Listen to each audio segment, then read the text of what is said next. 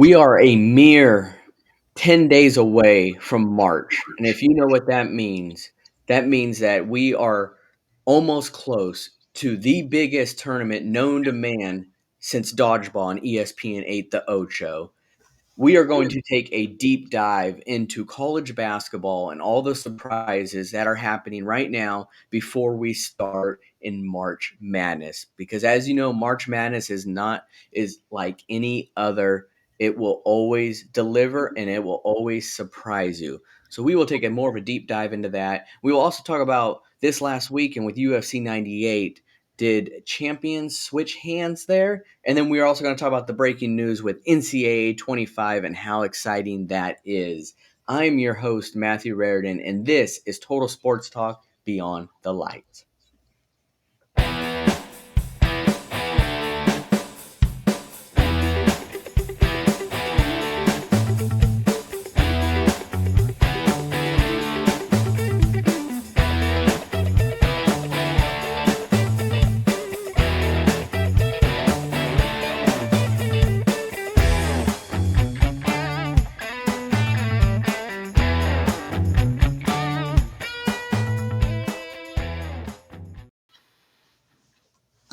What's going on, everyone, and welcome to another episode of Total Sports Talk Beyond the Lights. And guys, it's not even March yet, and there is surprises happening everywhere in college basketball. It's like the famous Oprah meme of you get upset, you get upset, you get upset. There's just surprises everywhere, more than a birthday party. That's just the state of college basketball pretty much this entire year, and I love it. I mean, I love March Madness already, but when you're getting an early, pretty much showing of what March Madness is kind of like, I'm not going to complain, and I know you guys won't either. So we're going to talk about more of what's happening in college basketball and the state of it right now before we go into March Madness. But first, I want to introduce my co-host here today. I've got David Street, What's up, y'all? and we also got Ed Smith. Welcome. And guys, I mean, I want to jump into the surprises here, but I want to start kind of really quick on your guys' teams. I mean, David's got a very talented Florida team right now that is actually probably surprising many. Maybe not David, but then you've got Texas as well, which we will talk about more. But in the top 25 right now, who is really surprising you guys that maybe you weren't expecting them to be in the top 25, especially going this late into the season, right before March Madness starts? David, I'll start with you. Is it possibly Florida? You got another team in mind? There's quite a few surprises, but I'm just going to be talking about one partially so that you guys have an opportunity to talk about other teams. But I'm going to surprise you, not necessarily with what I say, but rather with what I don't say. And one team that sticks out to me is South Carolina. So you notice that I did not say Florida. Now, I think Florida definitely has the makings of a surprise team, but guys, I very clearly remember Florida getting praised for the offseason it had. Analysts, commentators, media members, a lot of them were praising Florida for the additions that they made to their roster from the transfer portal. And I very clearly remember watching Florida in the beginning and, people saying that, hey, you know what, like Florida could be one of the surprise teams. And the thing is, if you actually talk about a team potentially being a surprise team, they're not really a surprise team anymore because you kind of planted that seed. And even last year, we had a losing record, but we were only one game below 500. We were 9-9 in the SEC, and in the regular season, we had a winning record. We were 16-15 in the SEC, or excuse me, 16-15 overall. So maybe some people didn't really expect Florida to be in the top 25, but I'm just telling you from my perspective and everything that I've said. I don't think Florida is too much of a surprise because there were people talking about Florida potentially being one of those sneaky teams. But South Carolina, to me, has completely shocked me, and I'm sure they've shocked pretty much everyone else as well. Because Last year, South Carolina was 11-21 overall, including 4-14 in SEC play. This year, so far, they're 21-5 overall, and I think 9-4 in SEC play.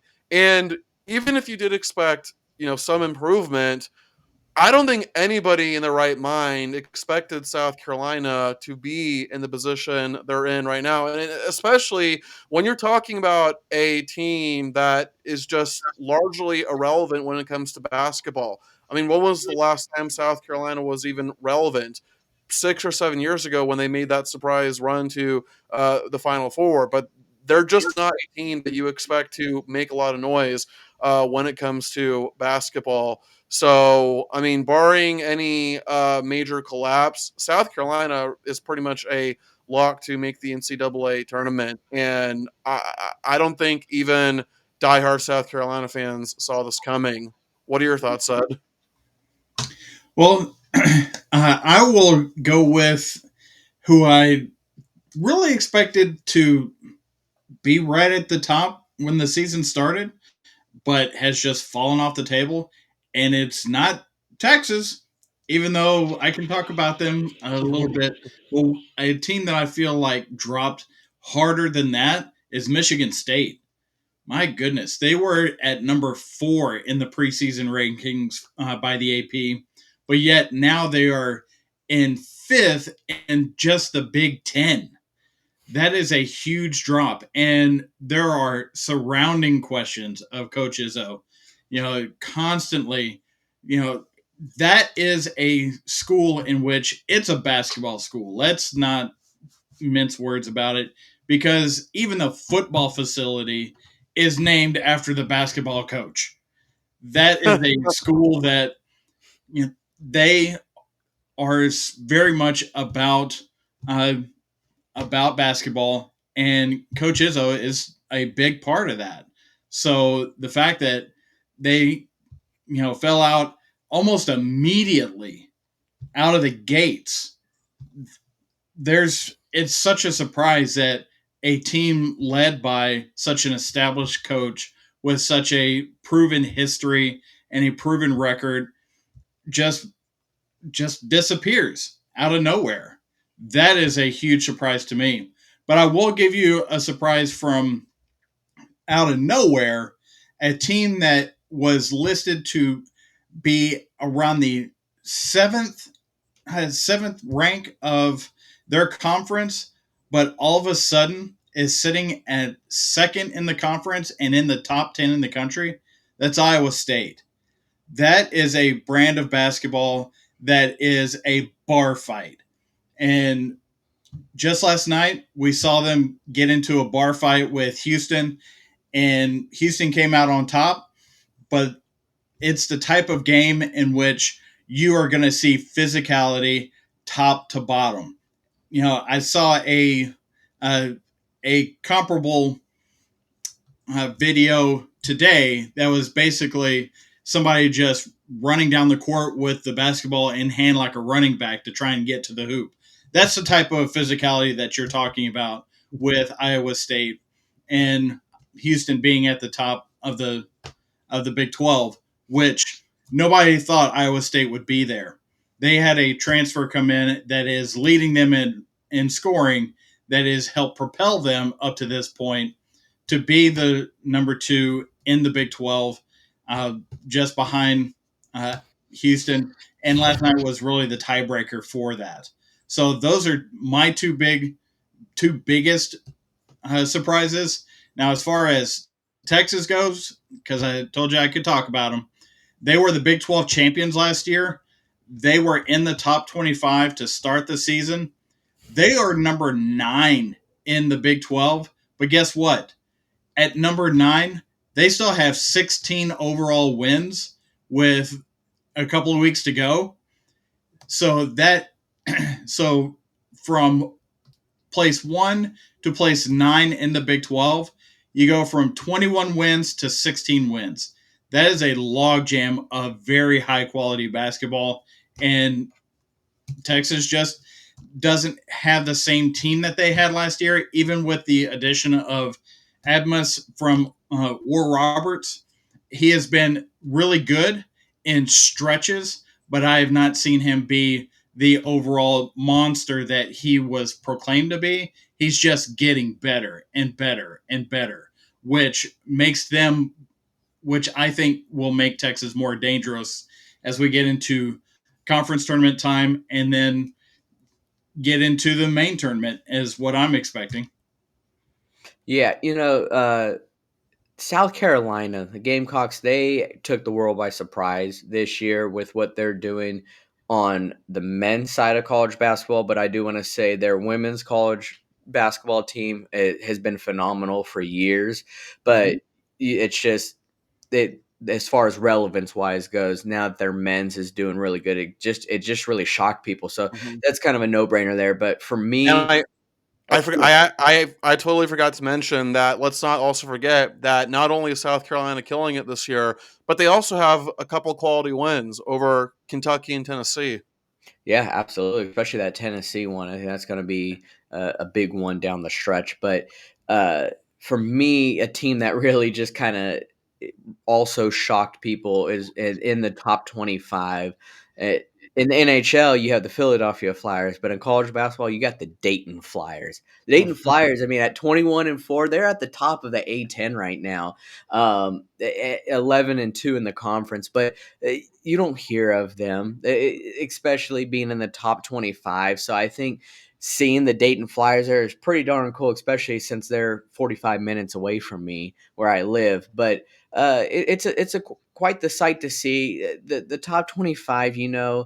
You're always going to have your Kansases, the ones that have delivered that are no surprise. Are seeing Purdue and Houston up there. Those are teams that are given.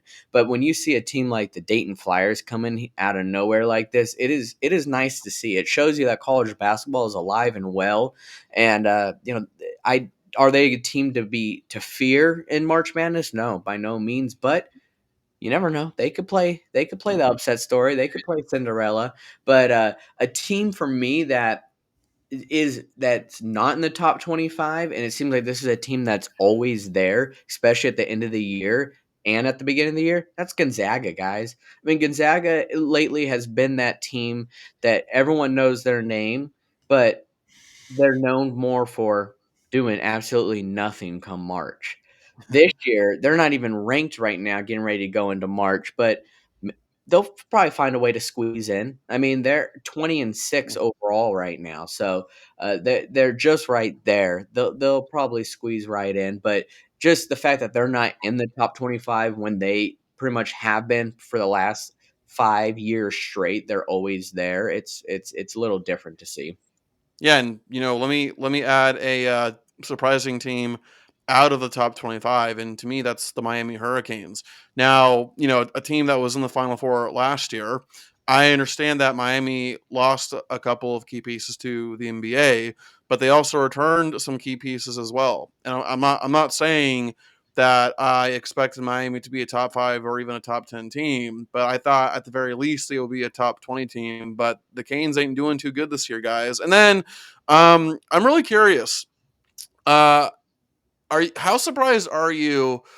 How surprised are you guys that USF is not ranked? I mean, they're I think 19-5. They're atop their conference. They just beat FAU, and yet they're still not ranked. What gives, Ed?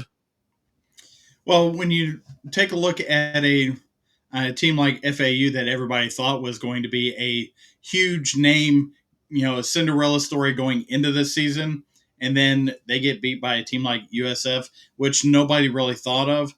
To me, that kind of goes back to what I always talk about with the pollsters, the Associated Press, the people that are voting on this. They all have their idea of what everything should look like, and when it doesn't show up like that, they are very it's very difficult for them to admit it and then go away from what they originally thought.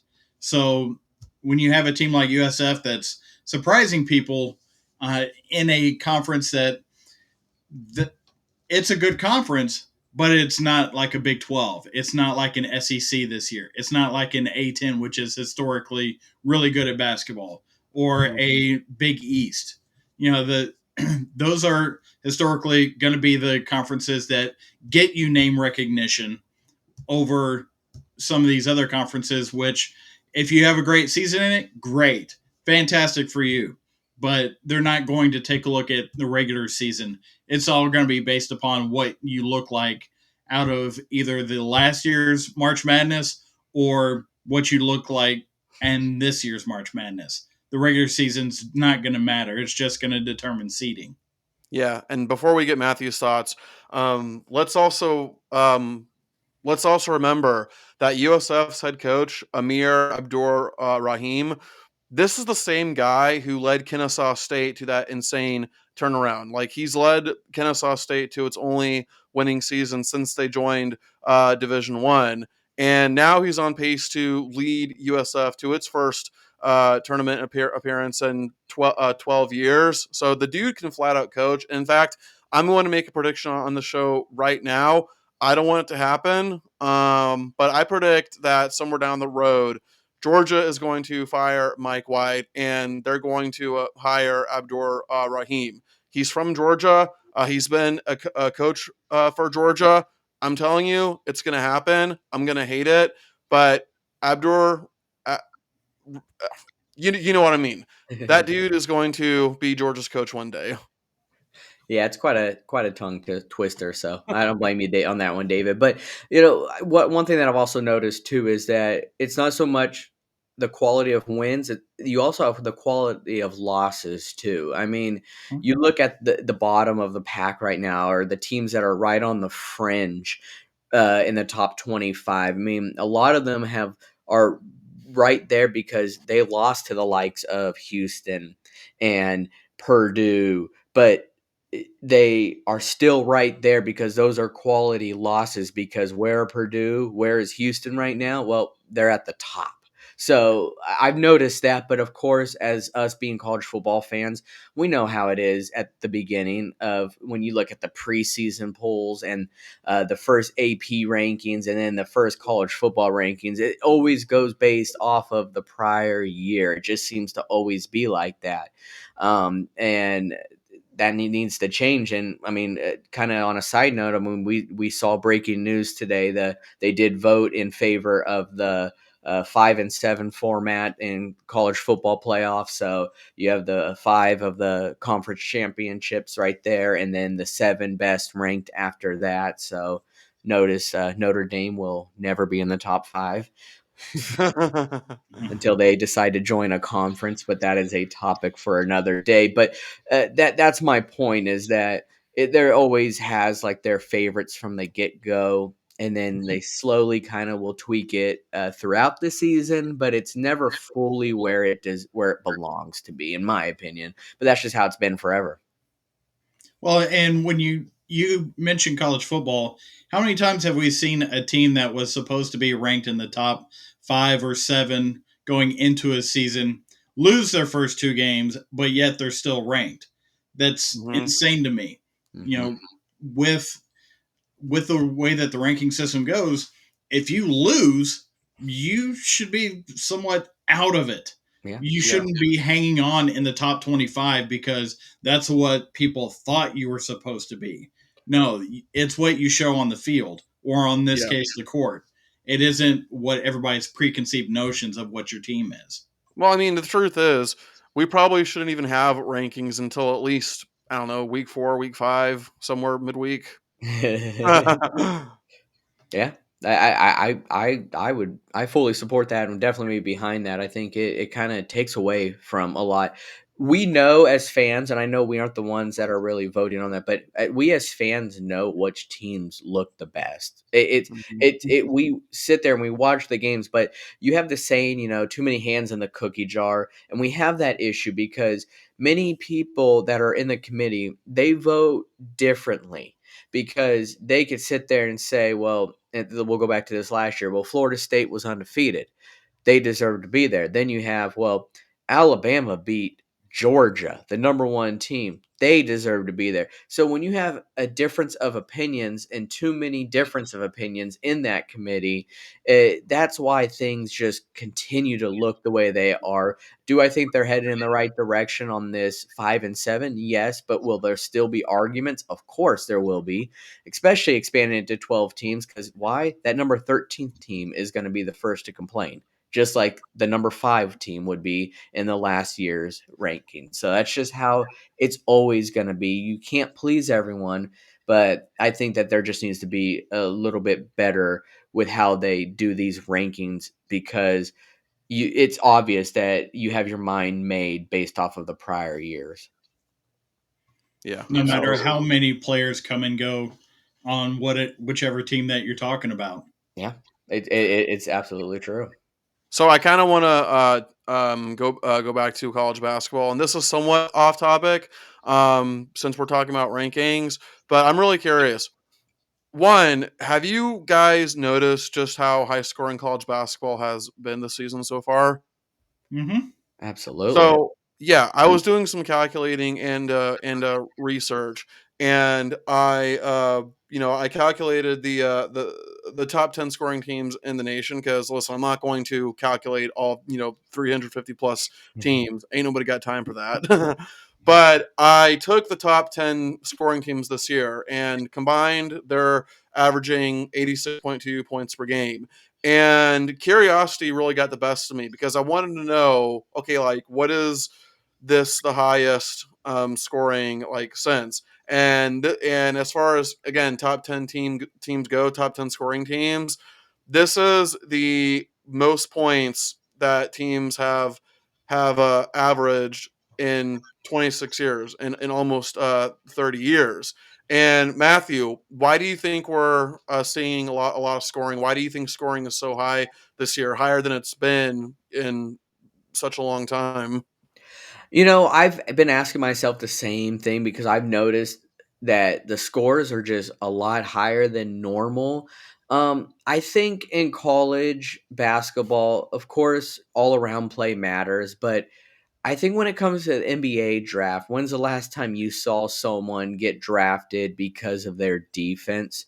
You rarely see it. It's usually because of their impact on offense that really did that for them. Is that why they're doing it? I'm not saying that, but it could be a factor. But you're just seeing a lot more offense in college basketball, and I just keep asking myself the same exact question. I can't really tell you exactly why, but it's something that I've noticed actually for the last couple weeks. To be honest, the last guy I remember getting drafted pretty much for their defense. Do you guys remember Willie Cauley Stein from Kentucky? Yeah, he got drafted by Kings. Of course, I know who he Yeah. is. What do you think, Ed? Why do you think we're seeing a lot of high scoring this year? I think we're seeing a difference of a lot of college basketball being coming down to getting stops versus the philosophy of defense. One of one of the best teams in the nation, Houston, which I've mentioned them a couple times already, they are really known for the effort that they give on defense, not necessarily a scheme of defense. They are very physical and very inside out with their defense, so that that has had a tendency to smother teams. But we're not seeing teams like I want to say was Virginia uh, about 15 years ago, where they weren't letting teams score more than 30 points on them, just because the philosophy of slowing the game down and the tough defense just making points at such a premium that it was tough for anybody to get over on them. And that's another part of it is when you have college basketball that once these kids want to run, they don't want to do on a 35-second shot clock have 30 seconds worth of set running. They want to get up there, they want to score, they want to dunk, they want to throw up three pointers, everything in the world other than just, pass the ball around until that last extra pass gets the open shot. So that I think draining the clock is not a part of college basketball this year. And that is a good portion of the higher scores. Plus, the defense is more about getting that one stop to get over the top in the game rather than controlling the game through the defense. Do you guys think that the transfer portal has contributed to all the high scoring? Because think about it, like you get someone from the transfer portal, you're getting someone who you don't really need to develop him a whole ton because he was already scoring a lot of points, with his other school. So do you think the transfer portal is partially contributing to all the high scoring we're seeing? I'm thinking that the transfer portal is contributing because it isn't defensive players that are transferring. It's offensive players that are looking for places for them to go shoot somewhere else. So they are not sitting behind the likes of whatever 5 freshmen that Calipari has it, out on the floor. Yeah. They're all, I can shoot too. Let me go to Dayton or Davidson or Yeah. Any of these mid conferences. They are looking to get the ball in the hoop to up their own profile because that's what they think they can contribute to a team versus contributing by being an effort guy and a defensive minded player. Yeah. Such a great point, David, actually bringing that up and reading us those stats because I've noticed it with this offense really picking up in college basketball and talking about the transfer portal. I think that is a real key factor. So thanks for bringing that up. But what you guys have both brought up several times already in this discussion, I've heard a lot of SEC teams such as Kentucky, Tennessee, Florida, and then in the Big 12, we've talked about Houston already, Iowa State. We haven't really mentioned the Jayhawks, but it makes me wonder which conference will have the most teams going into the tournament, into March Madness, because right now, if you look at the current college rankings, this isn't March Madness, it's just the current rankings. The SEC and the Big 12 have 6 apiece in the top 25. So they're really well represented in the rankings right now, and they're going to be well represented in the tournament. So when it's all said and done, and they announce the teams in March Madness, who's going to have the most? And I know Ed where he's going to go with this. So I'm going to start with him first. I have to go Big 12. Brett Yormark has created a culture in the Big 12 of being the best basketball conference there is, and they're proving it this year. And the addition of the 4 teams into the Big 12 for this season before Texas and Oklahoma leave just helped prove that. So right now, I'm thinking we're going to get a total of not 1, not 2, not 3, no, all the way up to 9 teams into the tournament. So you're looking at Oklahoma, which has been a surprise team, TCU, which has been solid. Kansas is actually 5th in the Big 12 right now when they were ranked number 1 in the AP poll to start the season. And they have proven that they are just as good as anybody out there. So you mentioned before about quality wins and quality losses. Those stats matter when they go to make these selections into March Madness, and I think that's going to push up to 9 teams into the final tournament. I could easily see that. I mean, I look at some of the French teams that aren't in the top 25 right now, and that is TCU, that is Texas, and where they hail from? The Big 12. So I could easily see that happening. But David, I mean, you agree Big 12 is probably going to have it, or you think the SEC, where they currently are right now, is going to have the most teams? Yeah, let's keep a certain theme going here. Big 12 guy picks the Big 12, so SEC guy picks the SEC. I'm not going to pick the Pac-12, so. Well, I mean, yeah, but the Pac-12 is kind of doo-doo this year. Yeah. But, Hey, Arizona is what, number 4 right now? and hey, you know what? And we didn't name them, but Washington State is also one of the surprise teams. Yeah. Listen, man, I think it's very obvious it is going to come down to the SEC versus Big 12 here. I mean, you look at the SEC, like who are the locks right now? Auburn, Alabama, Tennessee, Kentucky, Florida, and then South gosh, Carolina. South Carolina. thank you, South Carolina, and I literally had them as my surprise team, right? Yeah. So that's 6 teams there, and then you also have teams like Ole Miss. I think they can make it. Uh, I think Mississippi State is doing decent if I'm correct. So that's 8 teams there, and then you know what, Texas A&M. You know, they got a couple of good wins over us and over A who couple else? of really bad losses. I understand that, but you know, beating Tennessee, especially not just beating Tennessee, they straight up murdered Tennessee. Like they beat them like a drum. And I understand losses matter, but it's also hard to ignore a quality win like that.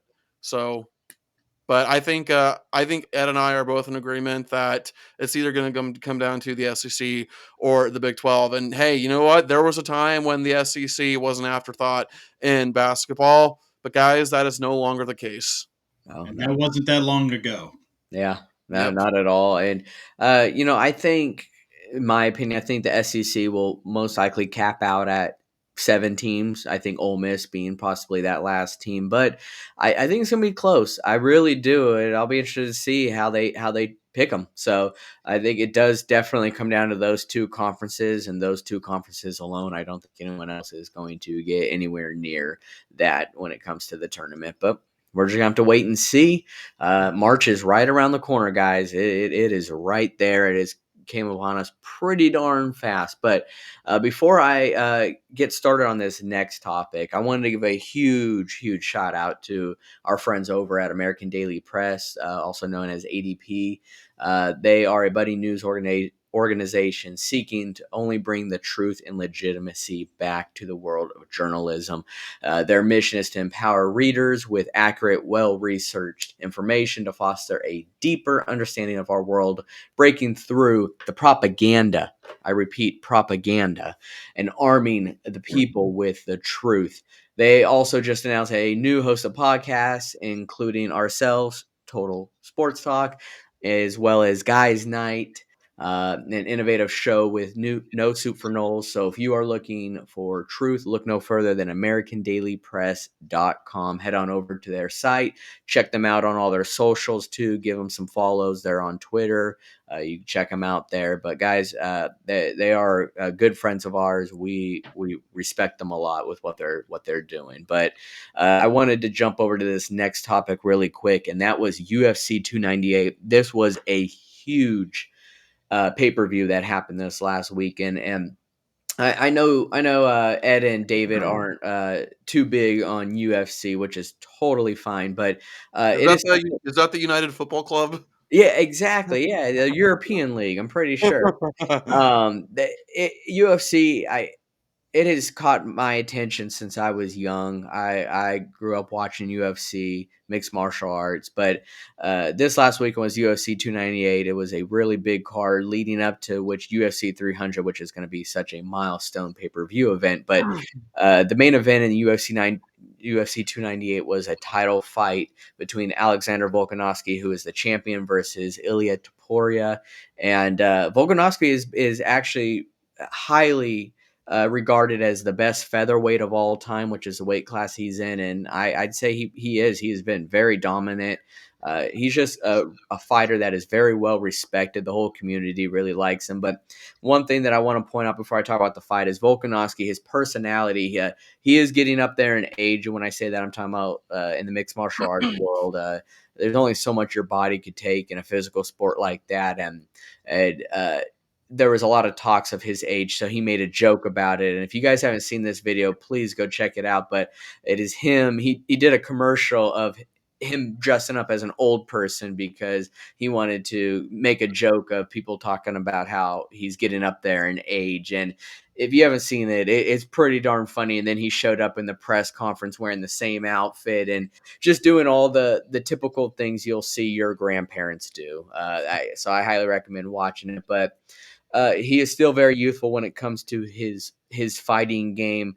But unfortunately, in this fight, well, uh, Topuria got the better of him. He did knock him out in the second round. I mean, he knocked him out cold with a really nice right hook. But Topuria is a very legit fighter. He is undefeated, and he's been highly regarded for a long time as one of the best up and comers. So it was kind of shocking to see that, because you're not used to seeing one of the greatest fighters of all time just go out like that. So hopefully he gets better, comes back, and tries to get his belt back again, because when you're regarded as one of the best, that's something that you'll go ahead and do. But the fight card itself was tremendous. I couldn't get enough of it because it delivered pretty much every single fight on the card. So once again, Dana White and the guys over at UFC, they really know how to schedule them. So props to them on having another great UFC card. But UFC 300 will be coming up here soon, so you better believe I'll be watching it.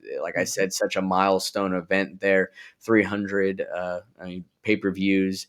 And I mean, they're spitting out the pay-per-views a lot more than they used to, but it's become such a very popular sport throughout the whole world. So I understand why they're doing more and more, because they continue to deliver and make money. So American dream. So I don't know a lot about UFC, but I do understand that oftentimes it can be a game of taunts. And did Topuria, or whatever the hell you said, did he make fun of his opponent for his old age? I assume he did. Yeah, yeah, absolutely. That was one of the things that pretty much sparked it. Was that it was kind of making fun of his age. I mean, Taporia, I'm pretty sure is 27. He's young. He's right there where Volkanovski, I want to say, is 37. So I mean, Wow, there's a almost 10 year little difference. bit more in age there, but. Volkanovski's been around for a while. I mean, don't forget. I know you guys don't know this, but Volkanovski used to play rugby. He is not the tallest guy. He's maybe 5'6", 5'7", if that. He used to weigh over 200 pounds, and he fights at 145 pounds. Uh, I will one of these days I'll go in depth when it comes to these guys and their weight cuts. It is not good for the human body. I will say that, and how much weight they put back on after they make weight. I mean, he fights at 145 pounds, but when it comes to fight night, that guy's probably close to 170. I mean, you put all that, you put so much weight back on. Would you consider this fight to be more of an upright fight or more of a grappling ground game? It was going to What be did it look like? It was more of an upright fight. I mean, I don't even think a single takedown was attempted. I know it only lasted a little into the second round for a 5-round fight. Usually in those type of fights, you try not to wrestle at first, because you have to really try to build up your stamina for the rest of the fight. You don't want to gas yourself out too early. But it was more of, in these title fights, it's the best of the best. So it's usually a chess match at first. You want to read your opponent as best as you can. Yes, you've watched them on film probably for the last 4 months, but to really look at them face to face, it's a chess match usually at first. It's not usually fast, but yeah, it was a stand up game, and that's probably how it was going to be most of the fight. Topuria is actually an amazing grappler, and Volkanovski is too, but they're not known for their wrestling first. They're more of a strike first type of fighter. I'm really curious to know, what are some, significant moves that have gotten banned, if any at all. Yeah, actually, there. So it's so funny if everyone knows who Joe Rogan is, but if you ever watch him, he'll go on and on about this. But there's one of the most common legal moves. It's called a 12 to 6 elbow, and it's pretty self-explanatory. If you're going at your elbow from 12 o'clock to 6 o'clock, straight up and down, that is actually illegal. But it's funny because any fighter will tell you that does less damage than probably a normal 2 to 7 o'clock type of elbow. That's more. I mean, that's slicing you usually wide open. If you're if you're receiving that, and you could bring so much force down from that. But 12 to 6 is a really common one, and of course, no groin shots, eye pokes. Those are the self-explanatory type of rules. Headbutts, but for the most part, I think the rule that gets broken the most, and it's tough because it does matter in which state you fight in.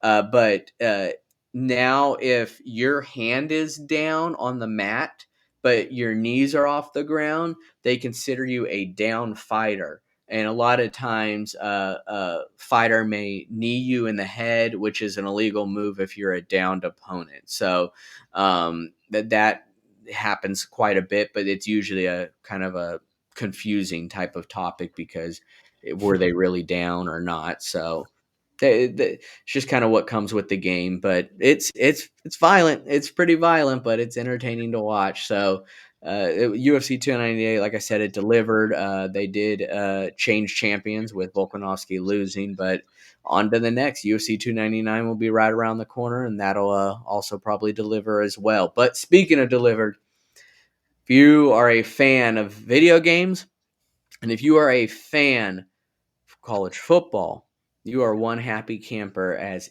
NCAA 25 has been officially announced, and it has been over a decade since the last game was released.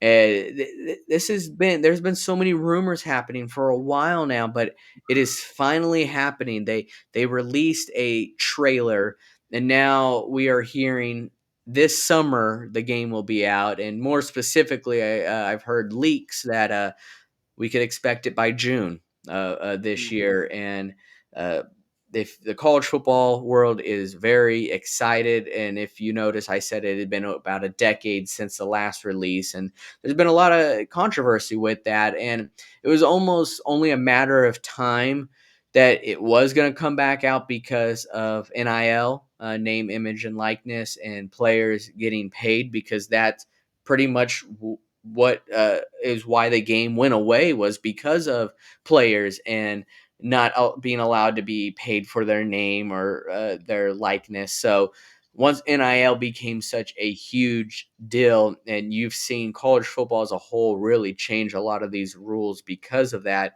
it was only a matter of time before this game was going to come back out. And lo and behold, this summer, guys, NCAA 25 is going to be coming out, and everyone's going crazy. I could already tell Ed is. So Ed, I mean, tell us some of the favorite aspects of the game and maybe some fond memories you've had.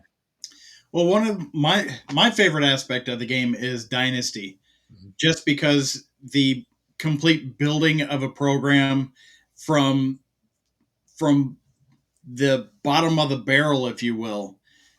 You know, I during my time playing all the iterations before would take a team like Georgia Tech or Navy or even UConn and turn them into a national power. So much so that I would get bored with it and then go coach another team, and you would still see the team that I had built up still in the rankings for another 10 seasons.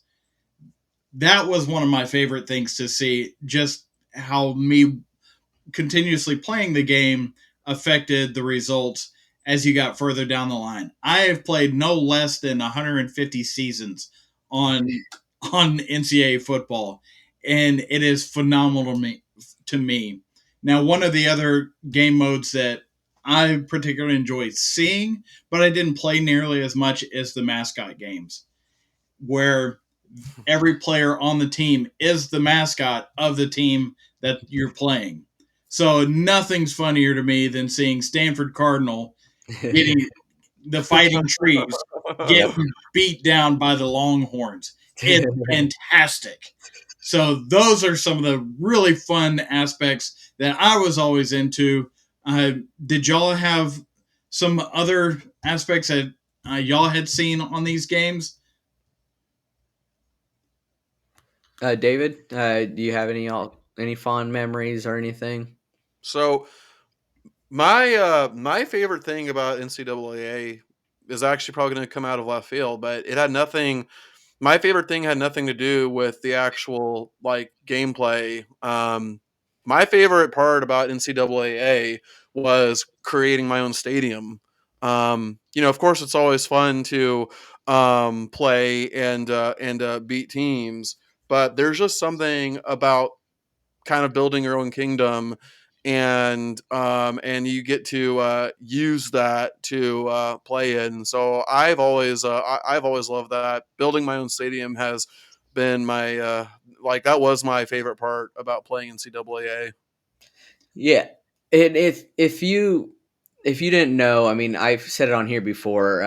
I didn't grow up a big college football fan. I was NFL. I was diehard NFL and still am. But uh, I remember always playing Madden or playing NFL 2K, whatever at the time. It was always NFL games, but I will always remember the first time I played a college football game, and I said, why the hell they got numbers and not names? This because this was not me knowing, it was number 7 in the backfield.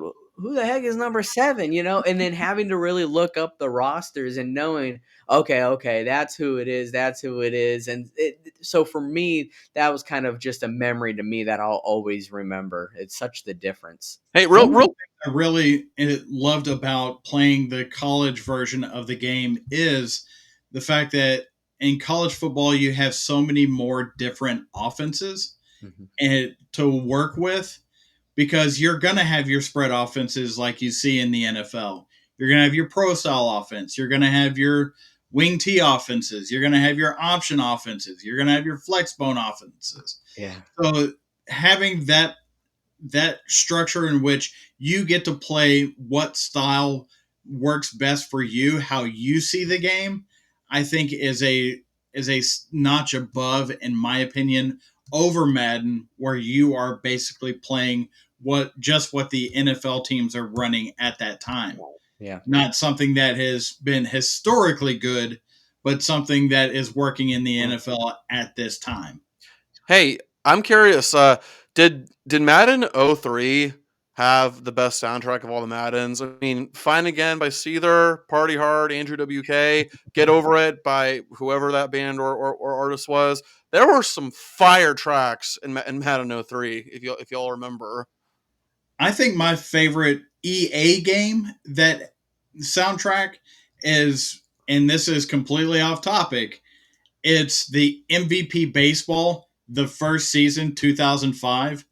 That soundtrack, I wish I could find it and download it to use for workouts or just walk around the neighborhood, because it was so much fun and it was so driving and really got you into playing the game, and you didn't even realize what it was doing to you while you're playing the game. And that's part of the fun of the way those soundtracks are crafted.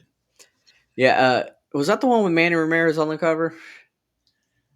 If I No, remember that was the correctly. one with I believe it was, I want to say it was Adrian Alanis. He was the freshman pitcher for Texas that threw the no hitter. Oh, okay. Okay. Sorry. When I was thinking MVP baseball, I don't know why I was thinking of MLB. So that's on me. I was thinking of a different game with Manny Ramirez on the cover. But yeah, the soundtracks and playlists on these games, they just kind of always stick with you. I'll remember, my wife, she played video games growing up too, and we'll be in the car and a song will come on and she'll start singing it, and she'll be like, how I know this song? I'm like, how? She's like, it was in Grand Theft Auto. I'm like, what? What? She's Yeah. like, yeah, when you're in the car driving around, they play actual songs that are real songs. Mhm. And I'm like, oh, that's pretty cool. I mean, I would never guess you would have known this song. So it's just funny that video games will do that. So And And it's also really interesting because when your first association with a certain song is with a video game, like the first thing you're going to think of is, oh, like this, like, this pumps me up. yeah, I mentioned Fine Again before by Seether. Like when I think of that song, I always think of Madden. And as I said before, since it was part of a video game soundtrack, it does kind of essentially pump you up. But the truth is, without that game, without Madden, that's actually a very depressing song. If you just listen to the lyrics, great song, yeah. but very very depressing lyrics. Yeah, I've noticed that with a lot of songs where if you start listening to the lyrics, you're like, wait a Right. minute, hold on, what are they trying to say? Well, I've heard a lot of songs that I would listen to as a kid, and now being at my age, listening to them now, I'm like, how did we get away with listening to this? This Right. is dirty. Yeah. There's no way that this should have been on the radio. Oh my goodness. Yep. Well, And it now turns out. it's the soundtrack of my grocery store. Weird. Well, it turns out when you're younger, you don't really have an understanding of innuendo. Yeah, that's true. But I guess not. uh, re- really quick, going back to the game, this could possibly be such a monumental shift in what's to come. Do you think that any other NCAA games may come of this, such as basketball or baseball? I don't see why not. It I has mean, to. yeah, like It has why to. why just do it with football? Exactly. Well, because football makes more, but I think that it'll be in front for a while before maybe the other ones do come out, but I don't see why not. So let me ask this question though. How long until we get the games that are on the field in real life shot like they are in the video games? Great point. Yeah. Well, and I'll let you go with that, then I'll say one more thought to that. Well, I was just thinking with like the UFL coming up, Mhm. part of what they keep trying to do with spring leagues is try to incorporate the way a lot of people take in football, which is through video games and shooting the actual games like that. So it matches with how people usually experience football in their living rooms. Yeah, well, it's funny that you said that. This was the point I was going to bring up is if you watch hockey, there is if it's now the second one that's going to happen. It's called the Big City Greens Classic. Big City Greens is actually a cartoon on Disney Channel, and they actually do the live game, but they shoot it in the cartoon form of that cartoon. So yeah, so this year the Pittsburgh Penguins are going to be in it here come March 4th. I'm pretty sure is the date. So go ahead and watch it. It's a live game, but they put it in the cartoon form of that show, Big City Greens. So it's called the Big City Greens Classic. So check it out. But it's crazy how they do that. Before we conclude, do you guys think that we're ever going to get an NCAA baseball video game, especially with how increasingly popular college baseball has been over the past few years? Oh yeah, bring it back. Yeah. I have the first version of it from 2005 sitting in my PlayStation 2 right now. I'm looking Shows over it. shows how much I know, right? That shows how much of a gamer I know, because I honestly did not know that we had a NCAA. Why do I keep saying NCAA? NCAA. I did not know we had a college baseball video game before. And it is phenomenal. It does take you through each of the stadiums, including a Iowa, Field of Dreams Yeah. uh, concept, That's but pretty also you can play the season. You can uh, the gameplay on it is great as a baseball game, better than the games that I had seen at MLB do probably 5 years before. But the fact that I'm able to play college, it's great, and you have little mini games in it for pitching, for batting, for a home run derby, uh, for hitting in Omaha. All these things are included in the game, and I can't wait for that one to drop as well. Yeah, it's only a matter of time, and I think this was such a big monumental move that it's going to open the door for other games to come back and to come back out. So, yeah, I think it's really big that this is happening, and it's pretty awesome that it's happening. So, wait for it to hit the shelves, probably $100, but Yeah. it's all going to the players, guys. We gotta remember Well that it's spent. going to a good cause. So, but that is about all we have today, folks. If you could please hit that like and subscribe button, we really appreciate that. But I am really wanting you guys to put in the comments your guys' favorite memory from the NCAA games growing up. If you have any that are very specific, go ahead and put that in there. Talk about just how excited you are that it is coming out, and what your favorite gameplay of it was. So, really interested to see what you guys have to say when it comes to that. And of course, college basketball, all these surprises that are happening, that they will continue to happen. And if you want to, go ahead and drop your early predictions on who you think is going to win it all. Could be UConn again, back-to-back champs. I'll be interested to see if that happens too. So go ahead and drop that in the comment, guys. But appreciate all that you guys do, and we will continue to give you the very best content that we can. But we are rounding third, guys, and we are headed for home.